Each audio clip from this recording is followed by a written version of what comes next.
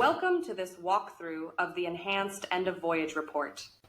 This new format is designed to give you clearer insights into how your voyage actually performed. We'll look at each section and how to interpret the information shown. This is the voyage overview. Here you'll see the basic details: voyage number, departure, and arrival dates. It also shows voyage priority, vessel draft, and whether the vessel was a performer or an underperformer. Performance is expressed as percentage time loss. Anything above 7% is considered as underperformer. You can also see the percentage of time spent in good weather, the actual sea margin, and a route map. Any additional notes are included in the comments section. Next, we move to Voyage Insights. This compares results across three metrics: the estimate, the benchmark, and the actual performance. Note: VEASAN estimates are shown only when the actual port rotation matches the estimate. Benchmark figures appear only when the voyage priority was set to minimum voyage cost, without any restrictions. Benchmark simulations are generated by simulating the actual voyage on a least cost per mile consumption setting at voyage displacement, using hindcast weather data or actual weather data. In simple terms, this shows what would have happened if the vessel was instructed to sail at the least cost per mile consumption setting. Below this, you'll see the commercial details as provided by operations. The voyage timeline graph shows how costs developed over time, including any changes in voyage priority or commercial details. Here's the performance section. The table shows charter party warranties versus the vessel's actual good weather speed and consumption. In this case, vessel has a warranted speed and consumption of 11 knots at 27.5 tons. However, as per the latest data and the model, her good weather speed at the same consumption is about 10.4 knots at summer draft, resulting in a time loss of 5.8%. At her voyage draft, model indicates her good weather speed to be 10.6 knots at 27.5 tons. You'll also see a pie chart showing how much of the voyage was in charter party good weather versus excluded periods.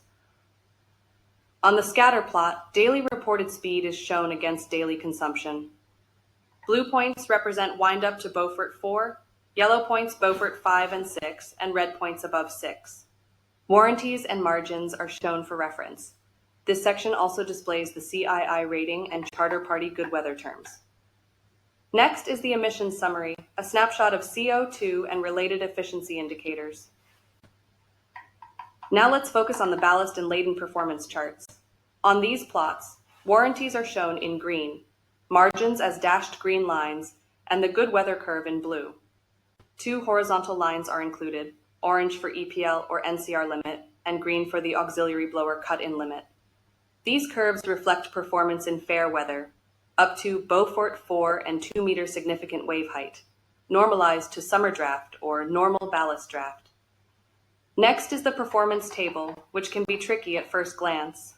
For laden condition at 15.4 meters summer draft, you'll see the vessel's warranted speeds and consumptions. For example, 10 knots at 22 tons, 11 knots at 27.5 tons, 12 knots at 34.5 tons, and 13 knots at 42.5 tons.